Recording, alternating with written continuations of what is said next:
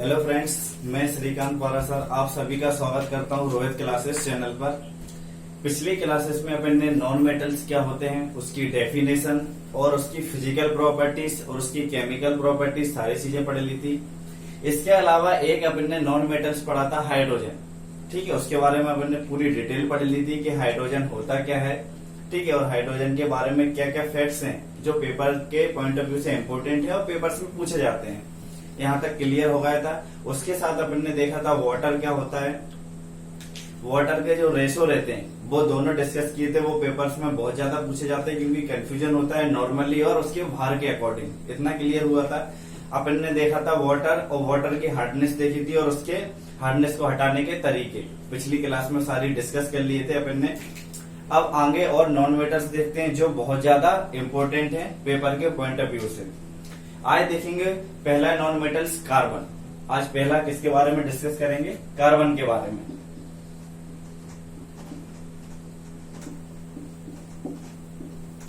Carbon बहुत ज्यादा important है क्योंकि एक हाइड्रोजन और एक कार्बन, ये दोनों ही नॉन मेटल्स बहुत ज्यादा इंपॉर्टेंट है। आपको हर कहीं मेटल्स में या कंपाउंड्स में जितने भी केमिस्ट्री में कंपाउंड्स मिलते हैं वहां पे ज्यादातर आपको एक हाइड्रोजन और एक कार्बन, ये दोनों ही नॉन मेटल्स देखने को मिलेंगे।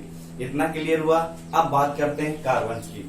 तो कार्बन देखा होगा है कौन से नंबर पे आता है, जो कौन से ग्रुप में आता है, आपने देखा था, पढ़ा था। ठीक है, तो कार्बन में जो ज्यादातर इम्पोर्टेंट क्या है, सबसे पहले 6 बहुत ज्यादा इम्पोर्टेंट या याद रखने वाली चीज है। तो पहले क्या 6 कार्बन में। अब इसका क्या मतलब हुआ, देखो इसमें क्या होते हैं 6 इलेक्ट्रॉन पाए जाते हैं। कार्बन में कितने इलेक्ट्रॉन पाए जाते हैं? 6 इलेक्ट्रॉन्स पाए जाते हैं। 6 प्रोटॉन्स पाए जाते हैं। 6 क्या पाए जाएंगे? प्रोटॉन्स पाए जाएंगे। और 6 ही क्या पाए जाते हैं? न्यूट्रॉन्स पाए जाते हैं। बहुत ज्यादा इंपॉर्टेंट है कार्बन। एक हाइड्रोजन और एक कार्बन, ये दोनों ही बहुत ज्यादा इंपॉर्टेंट है। अगर इसकी बात करें तो कार्बन में, ठीक है, नंबर क्या याद रखना है? सबसे ज्यादा 6। ठीक है, इसमें 6 इलेक्ट्रॉन्स पाए जाते हैं, 6 प्रोटॉन्स पाए जाते हैं और 6 न्यूट्रॉन्स पाए जाते हैं। यहां तक क्लियर हुआ। अब कार्बन के बारे में एक इम्पोर्टेंट बात क्या है कि जो कार्बन तत्व है वो किस अवस्थाओं में अपन को पाया जाता है। तो जैसे कि अगर बात करें, कार्बन अपन को कोयला से प्राप्त होगा, ग्रेफाइट से कार्बन प्राप्त होता है, हीरा, ठीक है, जो भी है हीरा, उससे क्या प्राप्त होगा? कार्बन प्राप्त होगा। इतना क्लियर हुआ। बहुत सारे तत्व हैं जिससे अपन को कार्बन प्राप्त होता है। लेकिन अगर अपन संयुक्त अवस्था की बात करें या संयुक्त अवस्था की बात करें तो उसमें कार्बोनेट्स, हाइड्रोकार्बन्स, प्रोटीन, कार्बोहाइड्रेट सभी में किस फॉर्म में पाया जाएगा? उसमें भी कार्बन मिलता है अपन को। इतना क्लियर हुआ। और अगर वायु में बात करें तो वायु में भी CO2 पाई जाती है। वायु में क्या पाई जाती है? CO2 पाई जाती है 0.03%। ठीक है, वायु में क्या पाई जाती है? CO2 0.03%। तो इसमें भी क्या है? कार्बन है। इतना क्लियर हुआ। तो कार्बन से अपन को कहां से मिलता है? कोयले से प्राप्त होगा, ग्रेफाइट से प्राप्त होगा, हीरे से प्राप्त होगा। और अगर संयुक्त अवस्था में देखें तो कार्बोनेट्स, हाइड्रोकार्बन्स, कार्बोहाइड्रेट, उसके बाद प्रोटीन्स और वायु में CO2 के फॉर्म में भी अपन को कार्बन प्राप्त होता है। इतना क्लियर हुआ। और इसका नंबर क्या याद रखना है? 6, क्योंकि इसमें क्या पाए जाते हैं? 6 इलेक्ट्रॉन, 6 प्रोटॉन और 6 न्यूट्रॉन पाए जाते हैं।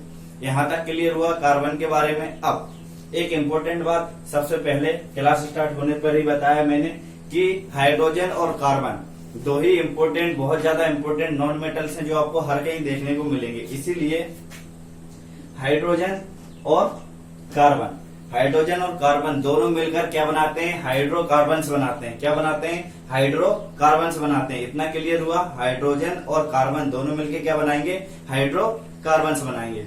इतना क्लियर हुआ। अब एक और इम्पोर्टेंट बात इसके बारे में कि इसके समस्थान है क्या? आइसोटोप्स बहुत ज्यादा इंपॉर्टेंट है या पूछे जाते हैं। अगर कार्बन के आइसोटोप्स की बात करें तो आइसोटोप्स में सबसे ज्यादा इंपॉर्टेंट 12, 13 एंड 14। इतना क्लियर हुआ। इसके 3 आइसोटोप्स हैं। कार्बन के 3 आइसोटोप्स हैं। ठीक है, 12, 13, 14। इसमें ज्यादातर जो क्वेश्चंस अभी पूछा जाता है या पूछता है पेपर्स में, वो क्या पूछता है? लास्ट वाला 14 वाला C14, ये अगर डायरेक्ट लिख के भी आया होगा या पेपर्स में देखा होगा, C14 लिख के देता है वो। इसका मतलब कार्बन 14। इसका उपयोग कहाँ पे करते हैं? इसका उपयोग किया जाता है जो जीवाश्म है, जो जीवाश्म रहते हैं, फॉसिल्स रहते हैं, उनकी आयु पता लगाने में C14 का प्रयोग किया जाता है। इतना क्लियर हुआ? ये बहुत इंपॉर्टेंट है, डायरेक्ट पूछता है C14 का प्रयोग कहाँ पे किया जाता है, तो जीवाश्म या फॉसिल्स जो रहते हैं उनकी आयु पता लगाने में C14 का प्रयोग किया जाता है। इतना क्लियर हुआ? अब आगे चलते हैं इसमें कार्बन में।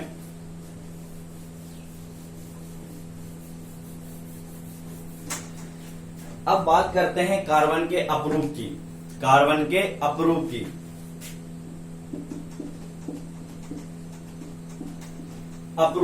अपरूप होता क्या है? जैसे कि कोई भी तत्व है, ठीक है, कोई भी मेटल्स है या कुछ भी नॉन मेटल्स है, अगर वो बहुत सारे अलग अलग प्रकार के रूपों में पाया जा रहा है, अलग अलग तरीके में फॉर्म पाया जा रहा है, तो उसको क्या बोलेंगे? अपरूप बोलेंगे, या उसी का एक रूप, ठीक है, दूसरा रूप, उसी को क्या बोलेंगे?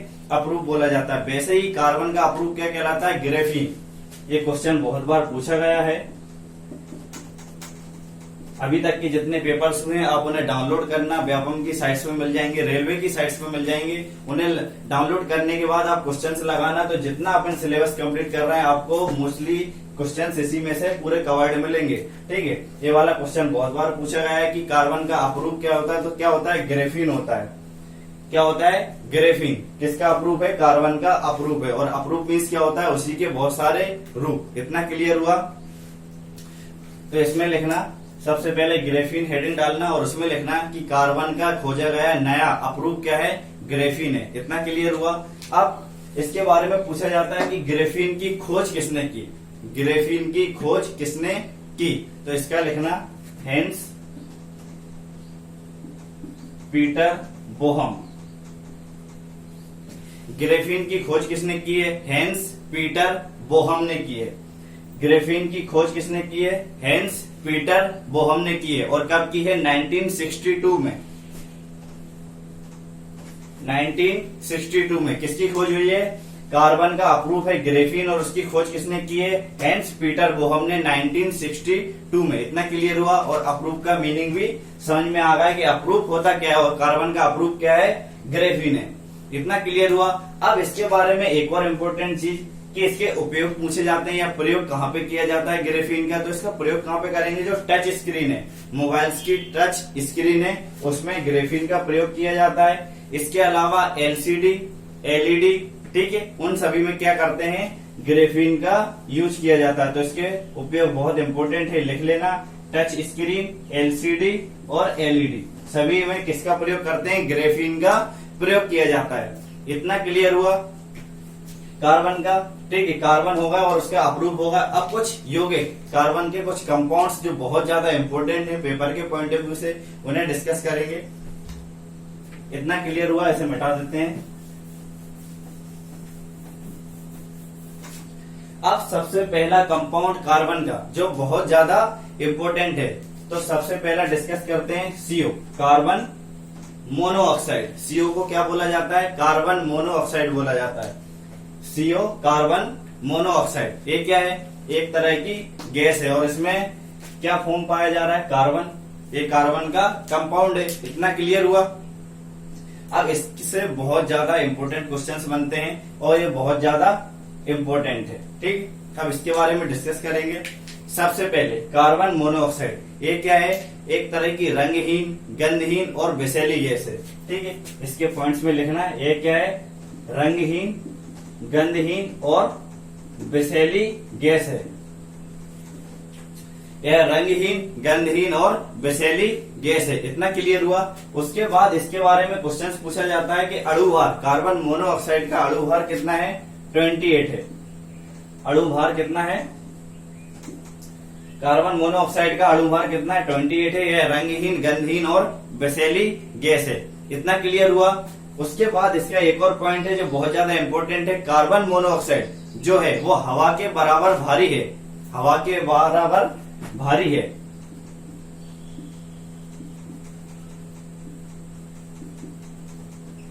कार्बन मोनोऑक्साइड जो गैस है वो क्या है? हवा के बराबर भारी रहती है और ज्वलनशील गैस रहती है।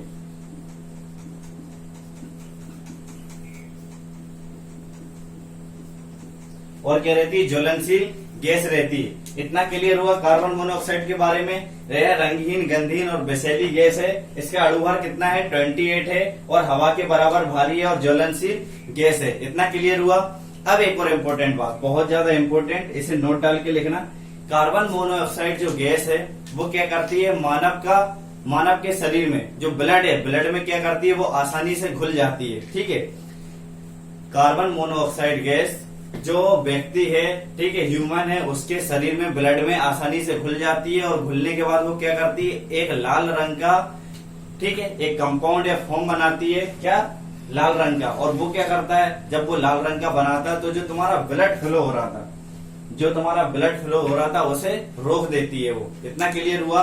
कार्बन मोनोऑक्साइड क्या करती है, शरीर में जाती है और ब्लड के साथ आसानी से घुल जाती है और एक लाल कलर का, ठीक है, तरल पदार्थ बनाती है। और वो क्या करता है पदार्थ, वो जो आपका ब्लड सर्कुलेट हो रहा था उसे क्या करेगा, रोक देगा और फिर आपकी क्या हो जाएगी, डेथ हो जाएगी। और इसी को क्या बोला जाता है, साइलेंट डेथ बोला जाता है। ठीक है, कार्बन मोनोऑक्साइड की वजह से होती है। इतना क्लियर हुआ, बहुत ज्यादा इंपॉर्टेंट है, ये पूछा जाता है साइलेंट डेथ किसकी वजह से होती है, कार्बन मोनोऑक्साइड की वजह से। इतना क्लियर हुआ।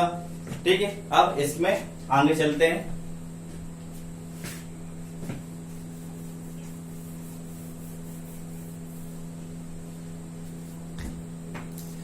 अब कार्बन मोनोऑक्साइड में इंपॉर्टेंट एक और क्या है कि जब इसे सूर्य के प्रकाश की उपस्थिति में, ठीक है, कार्बन मोनोऑक्साइड को किसकी प्रेजेंस में, सूर्य के प्रकाश की उपस्थिति में अपन क्लोरीन के साथ कोई क्रिया करवाते हैं। किसके साथ, क्लोरीन के साथ क्रिया करवा रहे हैं, लेकिन किसकी उपस्थिति में, सूरज की रोशनी की उपस्थिति में। इतना क्लियर हुआ। जब अपन कार्बन मोनोऑक्साइड को क्लोरीन के साथ रिएक्शन करवाएंगे किसकी उपस्थिति में, सनलाइट की उपस्थिति में, तो वो क्या बनाएगा, फॉस्जीन। एक गैस का निर्माण होता है फॉस्जीन, एक गैस का निर्माण होता है फॉस्जीन। ठीक है, या फिर इसको क्या बोला जाता है, कार्बोनिक क्लोराइड।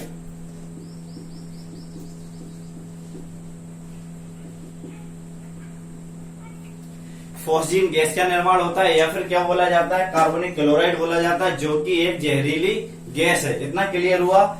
ये बहुत बार पेपर्स में पूछा जाता है, अगर कार्बन मोनोऑक्साइड की रिएक्शंस क्लोरीन के साथ करवाते हैं प्रेजेंस ऑफ सनलाइट, तो फिर किसका निर्माण होता है, फॉस्जीन गैस का निर्माण होता है, जो कि एक जहरीली गैस है। इतना क्लियर हुआ। ये सभी पॉइंट्स किसके बारे में थे, कार्बन मोनोऑक्साइड के बारे में थे।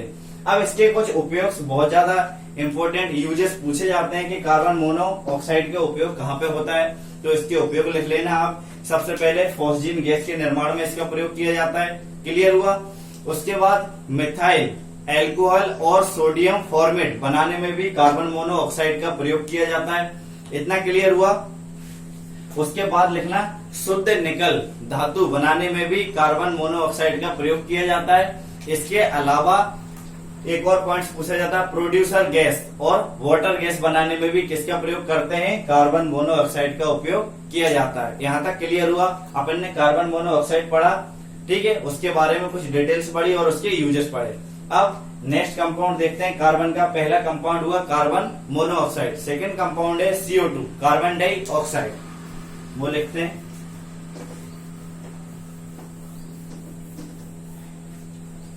बहुत ज्यादा इंपॉर्टेंट है कार्बन के कंपाउंड्स, वही अपन पढ़ेंगे। इसके अलावा रहता बहुत सारे कंपाउंड्स रहते हैं जो इंपॉर्टेंट नहीं है, उन्हें अपन नहीं देखेंगे। ठीक है, सेकंड देखते हैं CO2। CO2 भी किसका कंपाउंड है, इसका क्या नाम है, कार्बन डाइऑक्साइड। इतना क्लियर हुआ। ये भी कार्बन का क्या है, कंपाउंड है और यह वायु में कितना पाया जाता है, 0.03%। वायु में कितना पाया जाता है, 0.03%। इतना क्लियर हुआ। अब यह क्या पाया जाता है, इसके बारे में और क्या डिटेल्स है, देखो। कार्बन और कार्बन युक्त ईंधन के दहन में से क्या होता है, प्राप्त होती है। जो भी कार्बन है, ठीक है, या फिर कार्बन युक्त ईंधन है, अगर उसको अपन जलाएंगे तो अपन को क्या मिलेगा, कार्बन डाइऑक्साइड गैस मिलेगी। इतना क्लियर हुआ। ठीक है, जो भी कार्बन है, कार्बन से निर्मित जो भी पदार्थ है, अगर उसको अपन जलाएंगे तो अपन को कौन सी गैस प्राप्त होनी है, CO2 गैस प्राप्त होनी है। इतना क्लियर हुआ। अब एक और बात कि जो चूना रहता है, ठीक है, चूने के पत्थर को अगर अपन गर्म करेंगे तो उससे भी कौन सी गैस निकलेगी, CO2 गैस निकलेगी। अगर चूने के पत्थर को अपन गर्म करते हैं, ठीक है, या फिर बॉईल करा जाता है पानी के साथ, तो अपन को कौन सी गैस प्रोड्यूस होगी? Carbon dioxide. इतना क्लियर हुआ। और ये भी कैसी गैस है? रंगहीन और गंधहीन गैस है। इसके अलावा अगर देखी जाए तो इसको और क्या बोलेंगे? अम्लीय गैस, एसिडिक।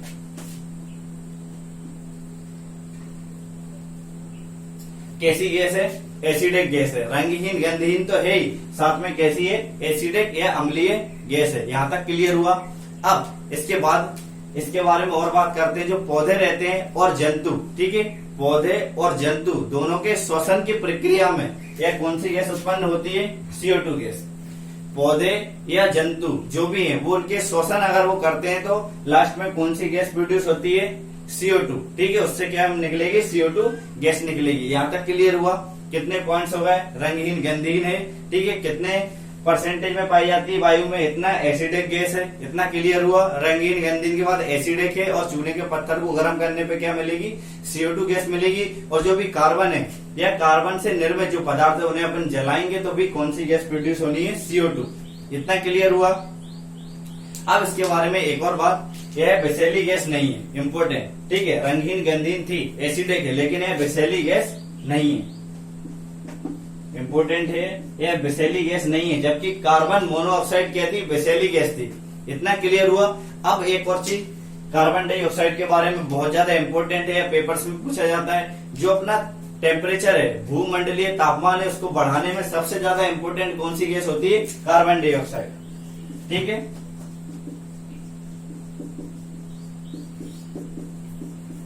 भूमंडलीय ताप को बढ़ाने में सबसे ज्यादा इंपोर्टेंट कौन सी गैस है? CO2। इतना क्लियर हुआ। अब इसके बारे में और क्या बात बताते हैं। सबसे CO2, जो CO2 का जलीय विलयन है, ठीक है, वो क्या करता है? कार्बनिक अम्ल उत्पन्न करता है। ठीक है, CO2 के साथ जलीय विलयन क्या करेगा? एक सेकेंड, आपको फॉर्मूला बताता हूं मैं। जो CO2 गैस है, अगर उसका जल से अपन रिएक्शन करवाएंगे, ठीक है, तो कौन सा अम्ल बनाएगा? कार्बनिक अम्ल, H2CO3। एक कौन सा अम्ल है? कार्बनिक अम्ल का निर्माण करता है। और कार्बनिक अम्ल, ठीक है, कहाँ पे यूज किया जाता है? कार्बनिक अम्ल का उपयोग कहाँ पे किया जाता है? कार्बनिक अम्ल का यूज करते हैं अपन जो कोल्ड ड्रिंक्स रहती है या फिर जो भी पेय पदार्थ रहते हैं, सोडा रहता है, वहां पे किस अम्ल का यूज किया जाता है? यही कार्बनिक अम्ल का यूज किया जाता है। इतना क्लियर हुआ। अगर कार्बन डाइऑक्साइड की रिएक्शन अपन वाटर के साथ करवाते हैं तो कौन सा अम्ल बन के आएगा? अपना बन के आएगा H2CO3 या कार्बनिक अम्ल बन के आएगा। और इसी का प्रयोग करते हैं अपन जो कोल्ड ड्रिंक्स रहती है या सोडा रहता है, ठीक है, जिसमें क्या बोला जाता है? जो बबल्स उठ के आते हैं गैसेस फॉर्म में, ठीक है, वो क्या रहती है? कार्बनिक अम्ल रहता है। इतना क्लियर हुआ। ठीक है, अब इसके कुछ यूजेस कार्बन डाइऑक्साइड के जो बहुत ज्यादा इंपॉर्टेंट है या पेपर्स में पूछा जाता है। सबसे पहला तो अपन ने देख लिया, कार्बनिक अम्ल का यूज कहाँ पे करते हैं? ठीक है, CO2 का यहाँ पे क्लियर हो गया। उसके बाद प्रकाश संश्लेषण की जो रिएक्शन रहती है उसमें भी CO2 गैस निकल के आती है, इसका भी उपयोग हो गया। सोडा वाटर में इसका उपयोग कर लिया। अब आग बुझाने में सबसे ज्यादा इंपोर्टेंट, आग बुझाने में किसका उपयोग किया जाता है? CO2 का।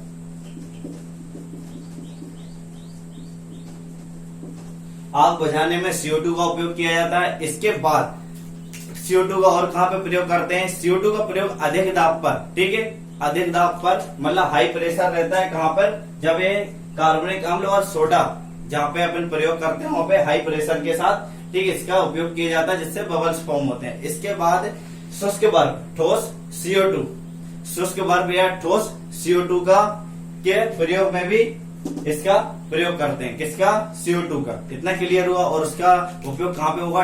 ठोस CO2 का।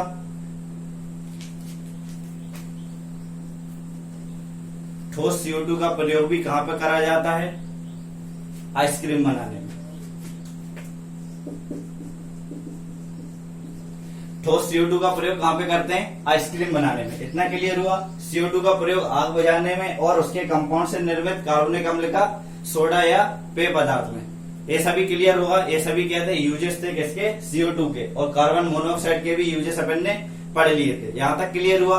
अपने कार्बन के दो कंपाउंड्स कंप्लीट होगा, एक कार्बन मोनोऑक्साइड और एक CO2 कार्बन डाइऑक्साइड। अब इसके आगे इसके नेक्स्ट कंपाउंड देखते हैं। जो बहुत ज्यादा इंपॉर्टेंट है, वही कंपाउंड्स पढ़ेंगे जो पेपर के पॉइंट ऑफ व्यू से इंपॉर्टेंट है। बाकी कार्बन के बहुत सारे कंपाउंड्स बनते हैं क्योंकि ये हाइड्रोजन के साथ मिला के हाइड्रोकार्बन्स बनाता है। इतना क्लियर हुआ। इसका नेक्स्ट क्या है, हीरा। हीरा में भी क्या पाया जाता है, कार्बन पाया जाता है, सभी लोग जानते हैं, ठीक है, बहुत ज्यादा इंपॉर्टेंट है हीरा। इतना क्लियर हुआ। अब हीरा के बारे में बात करते हैं। हीरा क्या है, एक तरह का कीमती रत्न है, ठीक है।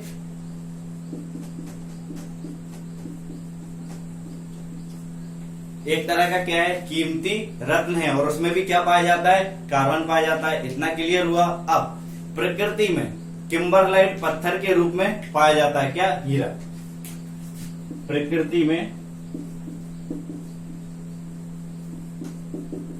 किम्बरलाइट पत्थर। अगर नेचर की बात करें प्रकृति की, तो उसमें हीरा किस फॉर्म में पाया जाता है, प्रकृति में किम्बरलाइट पत्थर के फॉर्म में क्या मिलता है अपन को, हीरा मिलता है, और उसमें क्या पाया जाता है, कार्बन पाया जाता है। यहां तक क्लियर हुआ। अब पृथ्वी पर, ठीक है, हीरा जो है वो पृथ्वी पे पाए जाने वाला सबसे कठोर पदार्थ है। इतना क्लियर हुआ। हीरा की बात करें तो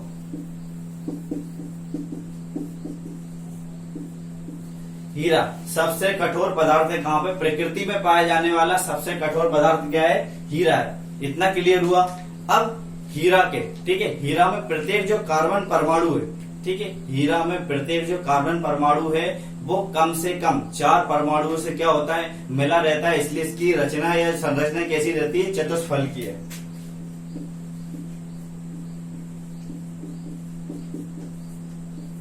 अगर कार्बन की बात करें तो उसका प्रत्येक अणु कितने अणुओं से मिला रहता है, 4 अणुओं से या परमाणु से मिलकर बना रहता है। इसलिए उसकी संरचना कैसी रहेगी, चतुष्फलकीय रहती है। संरचना कैसी रहती है, चतुष्फलकीय। ये बहुत बार पेपर्स में पूछा गया है, इसलिए इंपोर्टेंट है, ठीक है। ये क्या है, कार्बन का कंपाउंड है, इसमें कार्बन पाया जाता है। इतना क्लियर हुआ।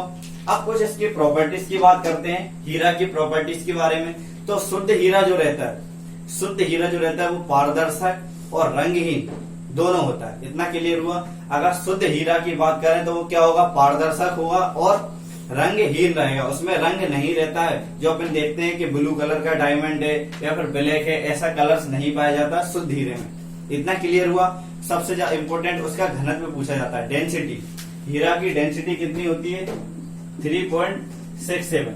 हीरे की डेंसिटी पूछी जाती है 3.67। डेंसिटी कितनी होती है, 3.67 होती है। और इसका अपवर्तनांक पूछा जाता है, अपवर्तनांक कितना होता है, 2.44। ये दोनों पॉइंट बहुत बार पूछे गए हैं। डेंसिटी या घनत्व कितना है, 3.67 है, और अपवर्तनांक कितना है, 2.44 है। इतना क्लियर हुआ।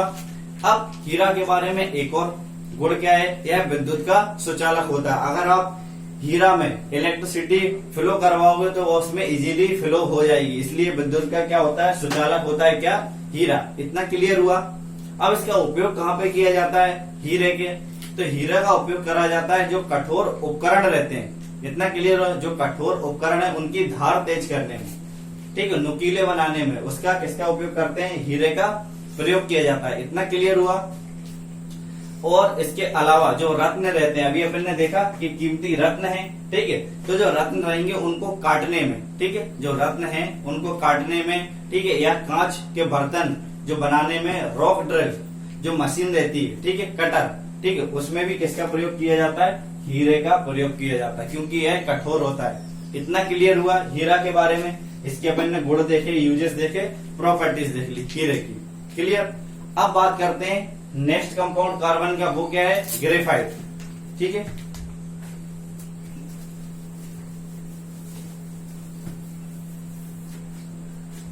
नेक्स्ट कंपाउंड क्या है, ग्रेफाइट। ये सभी के सभी जो कंपाउंड्स है वो किसके हैं, कार्बन के हैं, जो कि बहुत ज्यादा इंपॉर्टेंट है पेपर के पॉइंट ऑफ व्यू से। अपन वही सब पढ़ेंगे जो पेपर्स में पूछा जाता है। इसके अलावा बहुत बनते हैं कार्बन के कंपाउंड्स, वो अपन नहीं पढ़ेंगे, ठीक है। इतना क्लियर हुआ। अब बात करते हैं अपन किसकी, ग्रेफाइट की। इतना क्लियर हुआ। प्रत्येक कार्बन परमाणु अगर ग्रेफाइट के बारे में पूछा जाता है तो कैसे बताओगे, प्रत्येक कार्बन परमाणु समान तल में, प्रत्येक कार्बन परमाणु समान तल में निकटवर्ती 3 अन्य परमाणुओं से मिलकर, ठीक है, षटकोणीय, क्या षटकोणीय या फिर हेक्सागोनल एक तरह की आकृति बनाता है, उसे क्या बोलेंगे, ग्रेफाइट बोलेंगे। देखो हीरा में वो किस तरह की आकृति बना रहा था, चतुष्फल की है, ठीक है। फोर जो भी परमाणु हैं या मॉलिक्यूल जो मिलके बना रहे थे, इतना क्लियर हुआ। लेकिन अगर यहाँ पे ग्रेफाइट की बात करें तो यहाँ पे क्या करेंगे, प्रत्येक कार्बन परमाणु जो है, प्रत्येक कार्बन परमाणु उसके पास में जितने भी तीन, उसके पास में अन्य तीन, ठीक है, परमाणु से जुड़ के किस तरह की आकृति बनाता है, षटकोणीय या हेक्सागोनल आकृति बनाता है, हेक्सागोनल, ठीक है। कैसी आकृति बना रहा है, हेक्सागोनल, ठीक है। इस रूप में अपन को क्या मिलेगा, ग्रेफाइट मिलेगा। जबकि हीरा किस फॉर्म में मिलता है, चतुष्फल की, ठीक है। इतना क्लियर हुआ। अब इसके उपयोग सबसे ज्यादा पेपर्स में क्या पूछे जाते हैं, जितने भी नॉन मेटल्स हैं उनके ज्यादातर उपयोग पूछे जाते हैं कि किस नॉन मेटल्स का उपयोग कहाँ पे किया जाता है। अब सबसे पहले इसका उपयोग देखते हैं ग्रेफाइट का। ग्रेफाइट का उपयोग कहाँ पे करते हैं, पेंसिल बनाने में, सभी लोग जानते हैं। नाभिकीय रिएक्टर में करते हैं। इतना क्लियर हुआ। शुद्ध अगर सेल रहती है, जो सेल है अपनी शुद्ध शुष्क सेल, ठीक है, ड्राई जो सेल है उसको बनाने में इसका प्रयोग करते हैं। और जो अपना इलेक्ट्रोड रहता है, इलेक्ट्रोड की छड़ बनाने में भी इसका प्रयोग किया जाता है, ठीक है। इलेक्ट्रोड की छड़ बनाने में, शुष्क सेल बनाने में, ठीक है, पेंसिल बनाने में, और एक क्या लिखा था मैंने, नाभिकीय रिएक्टर में। इन सभी जगह पे किसका प्रयोग किया जाता है, ग्रेफाइट का प्रयोग किया जाता है। इतना क्लियर हुआ।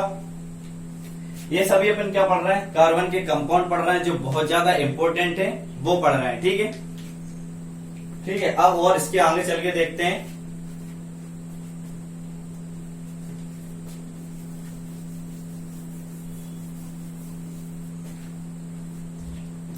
अब बात करते हैं, एक और पाया जाता है जो नॉर्मली मतलब एक आध दो पेपर्स में पूछा गया है, लेकिन अपन वो भी पढ़ेंगे, लैंप ब्लैक।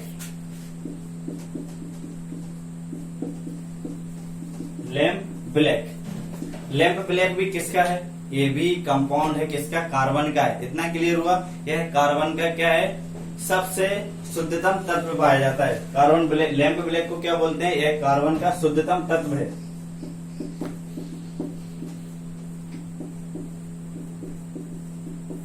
कार्बन का शुद्धतम तत्व किस फॉर्म में पाया जाता है, लैंप ब्लैक के फॉर्म में पाया जाता है। क्यों, क्योंकि इसमें 95% कार्बन होता है।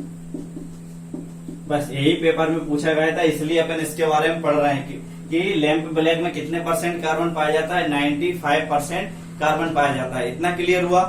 अब अपन ने पहले ही देख लिया कि बहुत सारे हाइड्रोकार्बन है, ठीक है। हाइड्रोकार्बन में क्या होगा कि अपन को कार्बन मिलेगा, और अगर हाइड्रोकार्बन्स को अपन जलाएंगे तो उसमें कौन सी गैस निकलेगी, CO2 निकलेगी, क्योंकि उसमें कार्बन इन्वॉल्व रहेगा। इतना क्लियर हुआ। अब इसका उपयोग, लैंप ब्लैक का उपयोग कहाँ पे किया जाएगा, काली स्याही बनाने में, जूते की पॉलिश बनाने में, क्लियर हुआ, टायर बनाने में, इतना क्लियर होगा, और आंखों का काजल बनाने में। इन सभी में किसका उपयोग किया जाएगा, लैंप ब्लैक का उपयोग किया जाता है। इतना क्लियर हुआ। अब इसके बाद अपन आगे चलते हैं।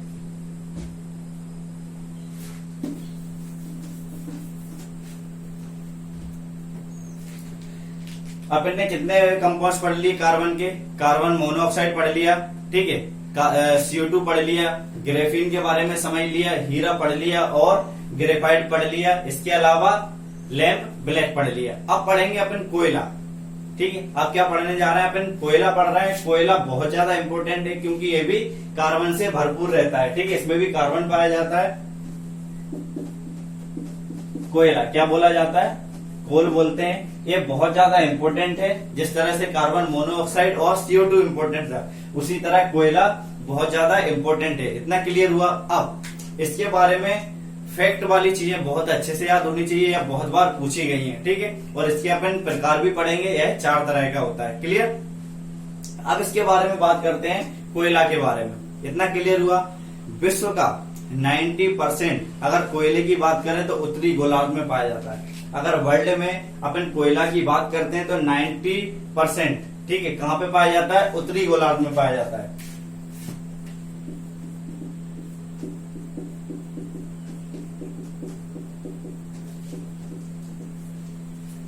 अगर वर्ल्ड में बात करें तो कोयला 90% कहां पाया जाता है, उत्तरी गोलार्ध में पाया जाता है। इतना क्लियर हुआ। अब जितने भी वास्तविक ठीक है पदार्थ है उसके कार्बनीकरण की प्रक्रिया द्वारा क्या होता है, यह प्राप्त किया जाता है। इतना क्लियर हुआ।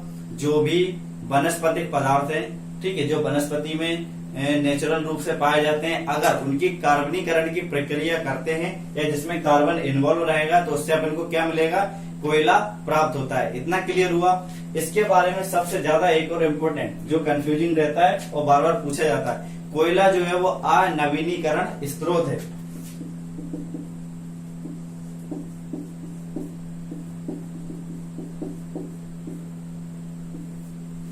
कोयला क्या है, अनवीनीकरण स्रोत है। इतना क्लियर हुआ। कोयला जो है वो क्या है, अनवीनीकरण स्रोत है। ये बहुत ज्यादा इंपॉर्टेंट है, ये पूछा जाता है। 90% कोयला कहाँ पे मिलता है, उत्तरी गोलार्ध में मिलता है। इतना क्लियर हुआ। अब इसके अलावा कार्बन के पूछे जाते हैं 4 प्रकार। ठीक है, कार्बन के कितने प्रकार हैं, 4 प्रकार हैं, जो बहुत ज्यादा इंपॉर्टेंट है या जो नॉर्मली पेपर्स में पूछे गए हैं बार बार। ठीक है, उनकी बात करते हैं। 4 प्रकार है, उसमें पहला क्या है, पहला प्रकार पिट कोयला।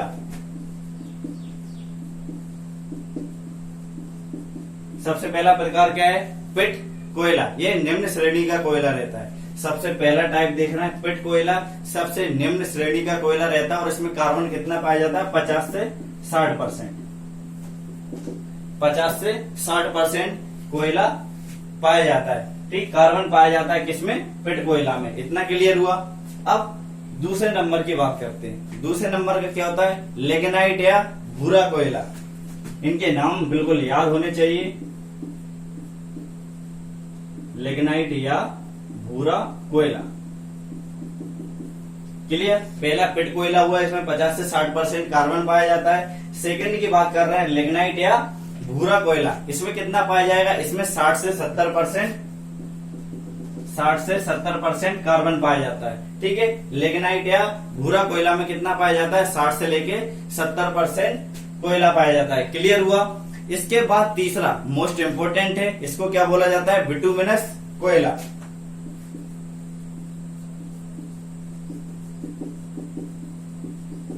बिटुमिनस कोयला बोला जाता है, या फिर ये क्या रहता है, मुलायम। ठीक है, एक तरह का मुलायम कोयला रहता है। बिटुमिनस कोयला या फिर मुलायम कोयला। ठीक है, इसमें कार्बन कितना पाया जाता है, इसमें पाया जाता है 78 से लेके 86% तक। 78 से लेके 86% तक कार्बन पाया जाता है किसमें, बिटुमिनस कोयला में या मुलायम कोयला में। सबसे ज्यादा इंपॉर्टेंट क्यों है, क्योंकि घरों में जो यूज होता है वो यही कोयला रहता है, बिटुमिनस या मुलायम कोयला। इतना क्लियर हुआ। ये बहुत ज्यादा इंपॉर्टेंट है। ठीक है, घरों में कौन सा यूज, क्लियर हुआ। और इन सभी जो कोयलों को क्लासिफिकेशन किया, इसमें जो परसेंटेज देखा मतलब दे के रखा है कार्बन का, वो एनसीईआरटी बुक्स में यही परसेंटेज मिलेगा देखने को। ठीक है, इसलिए यही परसेंटेज याद होना चाहिए। ठीक, क्लियर। 4th नंबर की कोयले की बात करते हैं तो एंथ्रेसाइट। 4th नंबर का कोयला कौन सा रहता है, एंथ्रेसाइट कोयला। एंथ्रेसाइट कोयला सबसे उच्च कोटि का रहता है, क्योंकि इसमें जो कार्बन की मात्रा रहती है वो बहुत ज्यादा हाई रहती है। अगर बात करें नॉर्मली तो 94 से लेके 96% तक कार्बन इसमें पाया जाता है। किसमें, एंथ्रेसाइट कोयला में। तो सबसे उच्च गुणवत्ता वाला कोयला कौन सा होता है, वो भी एंथ्रेसाइट कोयला होता है। क्लियर हुआ। तो कोयले के अपन ने कितने देखे, 4 प्रकार देख लिए। सबसे पहला पिट कोयला, दूसरा लिग्नाइट या भूरा कोयला, तीसरा देखा अपन ने बिटुमिनस कोयला और चौथा देखा एंथ्रेसाइट कोयला। इतना क्लियर हुआ। ठीक है, अब अपन ने कितने कंपाउंड देख लिए कार्बन के, कार्बन मोनोऑक्साइड देख लिया, कार्बन डाइऑक्साइड देख लिया, उसका अप्रूव देख लिया, ग्रेफीन, ग्रेफाइट देख लिया, हीरा देख लिया और कोयला देख लिया, और ब्लैक, लैम्प ब्लैक भी देख लिया था। इतना क्लियर हुआ। अब एक और इम्पोर्टेंट चीज जो कभी कभार पेपर्स में पूछी जाती है, अपन उसके भी डिस्कस कर लेते हैं। एक भी पॉइंट्स आपका जो भी है वो बिल्कुल नहीं छूटेगा। जितने भी पेपर्स में आते हैं आप बस क्या करना है, पेपर्स को डाउनलोड करिए और उन्हें लगाइए। अपने केमिस्ट्री से कितने क्वेश्चंस बन रहा है, अगर कुछ डाउट आता है तो उन्हें आप कमेंट्स में जरूर बताइए। आपके डाउट भी क्लियर कर दिए जाएंगे। और अगर वीडियोस आपको अच्छा लग रहा हो तो उसे लाइक करें, कमेंट करें और शेयर करें। इतना क्लियर हुआ। सब्सक्राइब जरूर करें और कमेंट्स तो करके ही बताना है, और जितने भी क्वेश्चंस अगर क्लास में यहाँ पे जो भी पूछे जाएंगे उनके कमेंट्स करके जरूर बताइए, तो आपको बार बार रिकॉल करने की जरूरत नहीं पड़ेगी। आपको कितना याद है, ठीक है, या कितना समझ में आ रहा है वो हमें पता चलेगा, फिर हम उस हिसाब से आपको और कंटेंट प्रोवाइड करवाएंगे। इतना क्लियर हुआ। एक और इम्पोर्टेंट इसके बारे में क्या पूछा जाता है, काजल। काजल एक दो पेपर्स में पूछा गया है, तो इसके बारे में भी डिस्कस कर लेते हैं। काजल, इसमें भी क्या पाया जाता है, कार्बन, ठीक है। इसमें भी पूछा गया था काजल में किसकी मात्रा ज्यादा रहती है, तो कार्बन की मात्रा भरपूर रहती है इसमें, ठीक है। सबसे ज्यादा कार्बन इसमें भी पाया जाता है, ठीक है। इसके बाद इसकी बात करें तो काजल जो है वो कार्बन युक्त पदार्थों को हवा में, ठीक है, हवा में अपर्याप्त मात्रा में जलाकर प्राप्त धुएं को, या आप डेफिनेशन इसकी अच्छे से सुनना। सबसे पहले क्या करेंगे, जो काजल है उसको कैसे प्राप्त किया जाएगा, जितने भी कार्बन युक्त पदार्थ हैं, क्लियर, कार्बन युक्त पदार्थ को अगर अपन हवा में ले जाकर, ठीक है, हवा में ले जाकर अपन उसको जलाएंगे, क्लियर हुआ। अपर्याप्त मात्रा में पूरा तो नहीं जला सकते, ठीक है, अपन ने थोड़ा सा जलाया किसी भी पदार्थ को जिसमें कार्बन है और उसको कंबल से ढक दिया, तो जो कंबल पे जो उसको पहले धुआं निकलेगा वो किस पे इकट्ठा हो जाएगा, कंबल पे इकट्ठा होगा। बाद में कंबल को झड़ा के अपन क्या प्राप्त कर लेंगे, काजल। इतना क्लियर हुआ। फिर से समझ लीजिए एक बार, काजल कैसे प्राप्त करेंगे, जो कार्बन युक्त पदार्थ है अपन उसको बाहर ले जाएंगे खुले में, ठीक है, उसको या फिर कहीं पे भी अपना जो कार्बन युक्त पदार्थ है अपन ने उसको जलाया, लेकिन पूरा नहीं जलाया, अपर्याप्त मात्रा में जलाया, तो उससे क्या निकलेगा, धुआं निकलेगा, और उस धुएं को अपन कंबल पे इकट्ठा कर लेंगे, कंबल से ढक देंगे, और उसके बाद कंबल से झड़ाने के बाद अपन को क्या मिल जाएगा, काजल मिल जाएगा। इतना क्लियर हुआ। जो कि आंखों में लगाया जाता, बहुत ज्यादा इंपॉर्टेंट होता है, क्लियर। और इसका यूज भी अपन कहाँ पे करेंगे, आंखों में या जूते की पॉलिश में। इतना क्लियर हुआ। या फिर कभी कभार जो पेंटिंग्स रहते हैं उसके कलर में भी थोड़ा बहुत इसका प्रयोग कर लेते हैं। तो ये सभी अपन ने आज किसके बारे में डिस्कस करा, पूरा कार्बन, ठीक है, कार्बन के कंपाउंड, ठीक है, कार्बन की प्रॉपर्टी, सारी चीजें आज अपन ने इसमें देखी। इतना क्लियर हुआ। अब आज का क्वेश्चन सभी लोगों को कमेंट्स करके बताना है, जो कार्बन है, ठीक, तो कार्बन के अंदर अपन ने कोयला पढ़ा, तो कोयला के 4 टाइप्स पढ़े, वो पूरे बताने। कोयला, ठीक है, कोयला के चारों टाइप्स के बारे में आपको बताना, और उसमें कितना कार्बन पाया जाता है ये चीज आपको उसमें लिख के बतानी है कि एंथ्रासाइड में कितना % कार्बन है, या बिटुमिनस में कितना % कार्बन पाया जाता है। इतना क्लियर हुआ। और सेकंड क्वेश्चन, जो साइलेंट डेथ है वो किसकी वजह से होती है, साइलेंट डेथ जो है वो किस गैस की वजह से होती है, आपको कमेंट्स करके बताना है। इतना क्लियर हुआ। वीडियो अच्छा लग रहा हो तो उसे लाइक करें, शेयर करें और सब्सक्राइब करें। थैंक्स।